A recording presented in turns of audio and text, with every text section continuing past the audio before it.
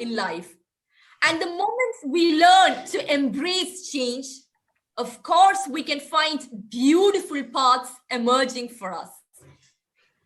So, as a successful pediatrician, as a pediatrician who has had a stellar career, an astounding career as a pediatrician, as a counselor, as an academician, what is that single tip which you would like to give to the final year students for a better understanding of the topics and concepts revolving it?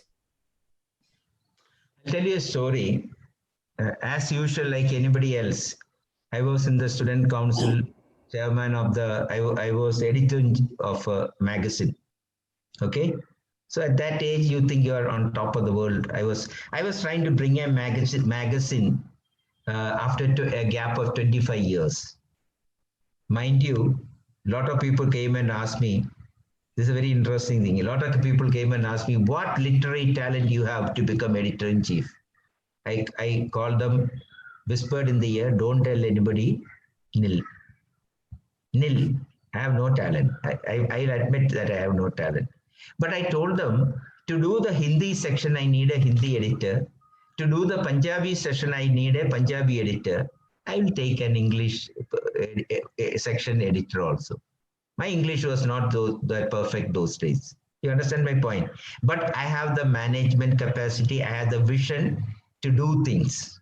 Okay? And then I got two persons. I must name them. Sojan, who is in MOS Medical College, neurosurgeon, a good artist.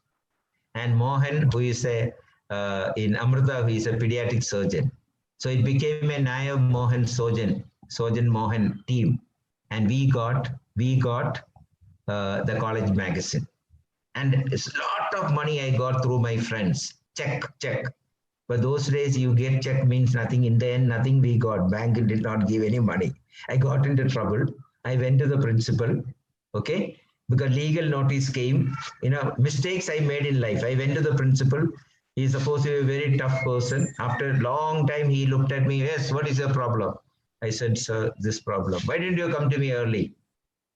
ഞാൻ പറഞ്ഞു സാറേ പ്രായത്തിന്റെ വിവരമില്ലായ്മ പറ്റിപ്പോയി പ്രായത്തിന്റെ വിവരമില്ലായ്മ okay understood he liked that answer very much he immediately signed the check because there was a lot of money 20 years magazine had not come so there you should learn public dealing also how to deal with if you are got in a trap don't try to do that. You just try to say that, sorry, sir, I made a mistake. It is my ignorance. So that happened. Why I said this? Because 29 days before the final examination, I suddenly got a brainwave that if I do this magazine, I will become popular, but I will fail my MBBS.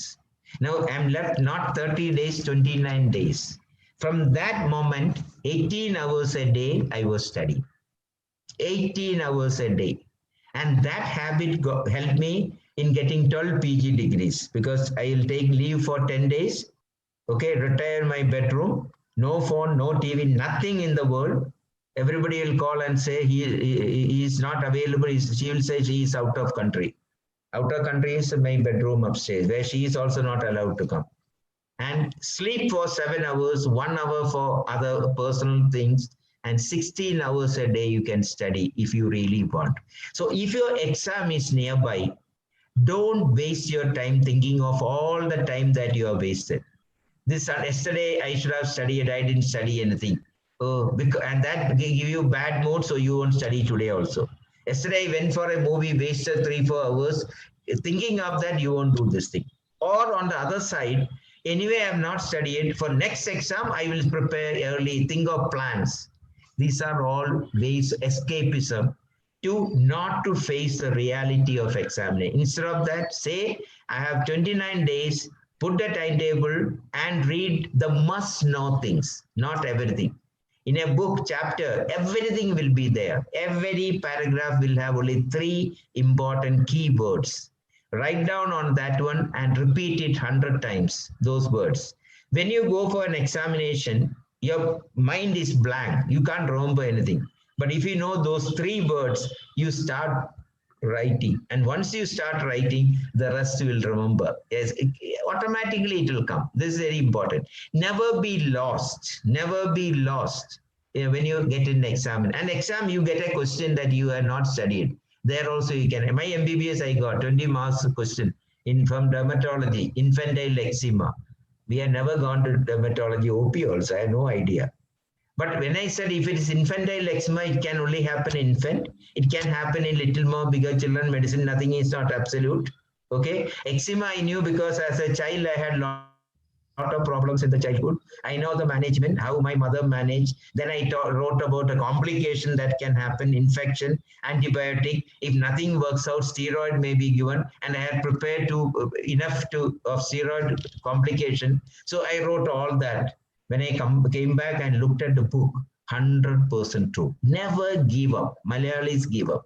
Punjabis never give up. I probably got this habit from my 10 years in Punjab. You get the point? Never give up. Never give up. And never miss a class. This is my only key advice. Even if you don't study, it doesn't matter. Never miss a class. What is said in the class tips, that is one probably will help you in the Viva. The last question exam, I'll ask you one more question. And fortunately, it must be something that was discussed in the clinic. Never miss a class, never miss a clinic. That's the first part. The second part, you have a lot of time. Your MBBS exam is much longer. Then you should prepare to acquire knowledge also. There you should prepare, you should teach your friends, you should have discussion with them. And if you are good, teach others who are not good, not with a feeling of upper hand, but very lower, think that. Help them. By helping them, you are actually confirming your knowledge. You are improving your knowledge. I always say PGs will come to me for research, thing. They may not acknowledge me later. And my PA says, sir, why you waste your life? They don't even put your name on that. I always say that because they came to me with a problem, I could think about it and actually I learned. So I'm not doing a favor to them. Actually, they are doing a favor by asking me a problem. And that gave me a chance to think. Otherwise, why will I think? If you didn't ask me to talk on this, I would not have thought of ideas. I can't sit quiet and write. I'm not a poet or something you can write offhand. Because there is a need, you are asking spontaneous question, answer has to come. So under pressure, answer will come. This is the second part. And then, of course, third part, as I said from very beginning, you want to be a good doctor, then you need to know beyond the textbook. You need to know beyond the textbook. You need to know the person sitting in front of you, his context, his background, his family. Now I'm doing, setting up a child development center in NIMS, near Tigira. It's called a Child Development Research Center. I'm talking about it because this is one center where the disabled children do not have to pay. Management wanted to do it a free service. I said nothing called free. Free means useless. I won't agree to free. But give the bill to pay what you want. If you don't want to pay a single pie, don't pay. I have the authority to sanction a surgery, one surgery per month free of cost, even if it's 3 to 4 lakhs. And we are doing that. So there I am telling my residents, whatever the fellows that I have, I'm telling them that till now, MD pediatric, they taught you the subject. Now you learn the person behind the disease. They taught you intellectual disability or mental retardation. They taught you cerebral palsy. They taught you all this. You can rattle out the classification. Forget about all that. You look at the eyes of the mother who is just burning inside. Autistic child, for example. Get the point? So that is the third part. So, but you can't think of all this if you are 30 days for the examination. Think of passing the examination. If you have enough time, think of preparing. The reason being, I'll tell you, preparing well now will help you in the entrance exam. In fact, I had a first year student who was sent to me, and very saying that nothing, sir, he has failed all the 3 subjects, don't interfere, nothing for that. I know you won't interfere, but just talk to that boy if possible. I said, please send him. And what I told him is, he said, what is the problem? So I have failed all 3 subjects. I said, congratulations. He said, sir, congratulations for failing all these three subjects. I said, your friends are all enjoying now, thinking that they are passed. Okay? But forget that. But what are you going? God has given me one more chance to study anatomy, physiology now. So that in the clinical side, you will be the excel. You will excel in clinical side. When it comes to the entrance exam, you don't have to revise from scratch. These people have to, to revise. Anatomy after 4 years, if you read, is almost as good as you're reading first time. And this fellow just looked at me, sir. I never thought of this. And he thanked me and went home. You understand my point? I mean, it was a bit exaggeration. Okay, it was a bit exaggeration. I know that, but still, there's a point in that.